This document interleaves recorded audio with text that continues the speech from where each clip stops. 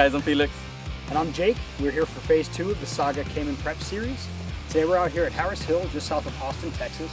An 11-turn course. It's roughly 1.82 miles long, and we're here at a beautiful day. The conditions couldn't be better.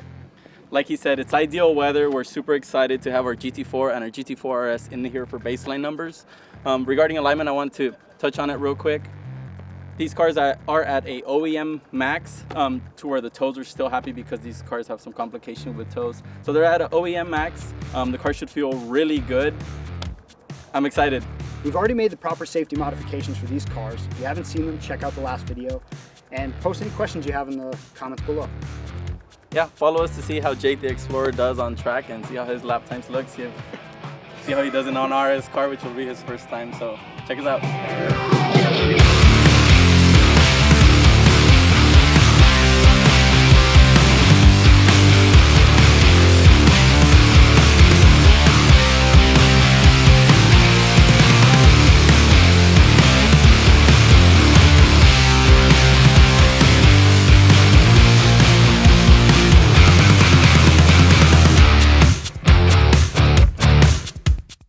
Okay guys, we just wrapped it up with the fast laps at the track in both the GT4 and the GT4RS, and what can I tell you? These cars are incredible out of the factory. With the stock max alignment, the cars are still having good tire wear. The cars do feel a little bit different. This chassis is usually understeers out of corners, so there's going to be some tweaks involved in getting the car just to feel a little bit better. The GT4RS felt like it needed a little bit more wing on the high-speed stuff, but it has an adjustable wing. So right now we're basically running them stock to stock. But I'm gonna pass this on to Jake. I'd love his opinion. He's new to this track. What did you think about the car? Being new to this track and new to this car, I don't really have anything to compare it to. I was just going into it with a lot of respect, and then after getting some ride-alongs from this guy, that respect turned into fear. This track, compared to a lot of the other tracks I've driven, is terrifying. It's bumpy. It's got blind elevation turns, a whole bunch of different factors that make it a real challenge to pick up quickly. Luckily it's pretty short, so you can do so in a few sessions. So we'll keep working at it, trying to shave some time down and feel more car control here. But I'm just really lucky to be able to go out with Felix to get a hold on it. Felix, you took both cars out there. What lap times were you able to achieve? So that's what I was gonna get to. These two cars, obviously, GT4 is 420 horse, the GT4RS is 485. So the GT4RS feels a little bit more torquey. It could dig out of the corner. On this car, on this track, on this day, I ran a 122.8, and the GT4RS, it literally shaved exactly 2 seconds within 0.02. Yeah, or 2 seconds, 2.2? Yes, 2.2. Got it. So they're both incredible cars. Yeah, we're gonna make them better. This is a really tough track. It is super bumpy. We can still set good baselines, but it's also not a track where we could kind of figure out balance of the cars and what it wants. We get a gist of it, but since the bumps kind of upset the car in the high speed, low speed everywhere, it's kind of a guessing game. But we have a good place where we're going to be working on this. Would you say these two cars have the same things done to them, or do you want to get into a little bit about the differences? So for this upcoming track event, we are gonna do a little bit more mods on the yellow car, and we're gonna see if we could get close or maybe surpass the orange car with the orange car again in stock plus form. Got it. Stay tuned.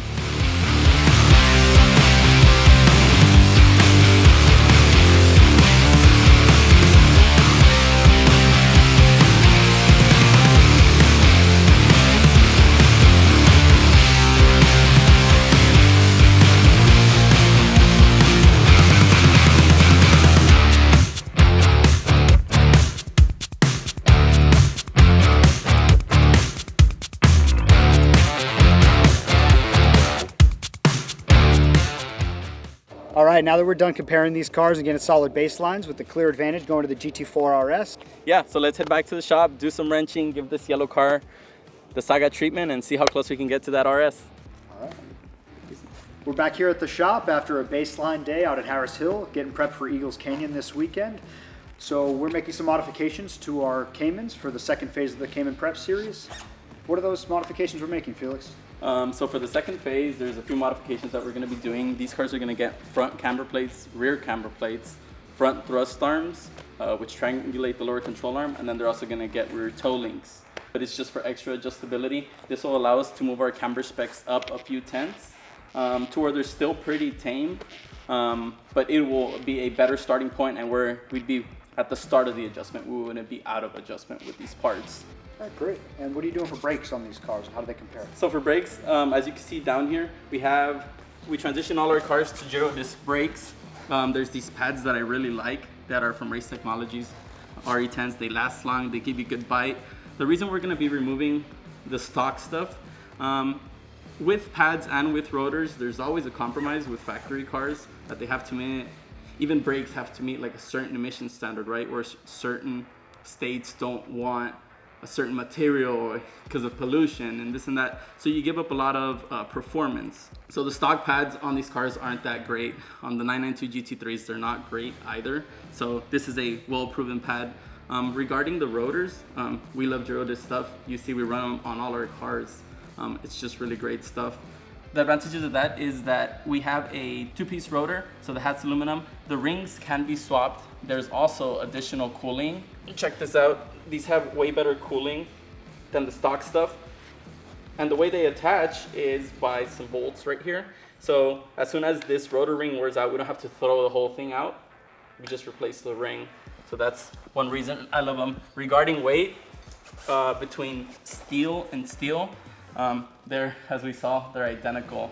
Well, tell me one important thing that you know about unsprung weight. I know that unsprung weight is a lot more important to shave than sprung weight. What I've heard in the past are ratios ranging from every 1 pound of unsprung weight is equal to 7 to 10 pounds of sprung weight. Yep, yeah, that sounds about right. So unsprung weight, the easiest way to see it is everything under the spring, right? So everything that hangs out under the spring, everything that rotates the bearings, the rotors, the pads, the caliper, all that is under the spring or carried by the spring. So yeah, this won't affect this car that much because it's a spring to spring. I mean, it's a steel to steel swap, but in cars like the GT4RS that came outfitted with ceramics, we have a difference of 12 pounds per corner.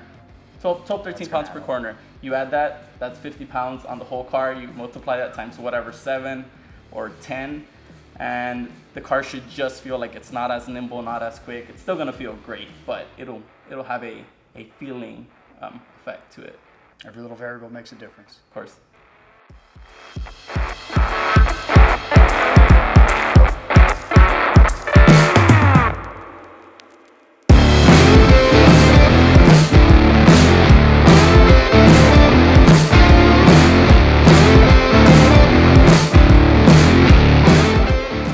So another little upgrade for these cars, and we do it to every GT car, is caliper studs. So instead of the stock bolts that these cars come with, we decide to install studs. Obviously the studs are higher quality. That's one of the important reasons. But the main reason we do this is because the bolt is a metal bolt and the carrier or the upright is a aluminum upright. And usually when you have metal on aluminum, one of them ends up disappearing or getting stripped, and it's usually the aluminum. So in order for us not to affect the cars, because we're going to be taking those calipers on and off a good bit compared to the regular user, we'll install a stud, it'll stay there permanently, and it'll have better clamping. Makes it easier taking it on and off, and gives us what we need, which is longevity.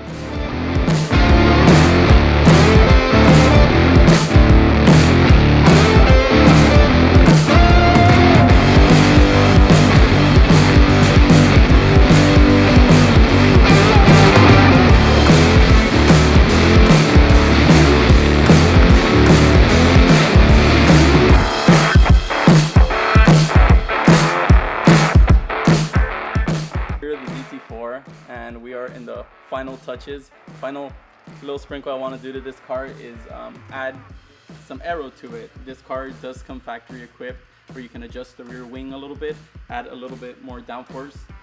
The wing, the way we get more downforce is you basically show the top of the airfoil more to the oncoming air. It's kind of like an air brake. It will kill a little bit of mile an hour, maybe a mile an hour or two at a long straight, but it'll give you a way more stable car. So basically what I'm gonna do is I'm just gonna max out the rear wing, and on the front you'll see it has some bits that I'm gonna remove, and those are supposed to give you max. So I'm gonna max front, max rear, and then we'll continue seeing how the balance of this car feels and what it's gonna need for the future.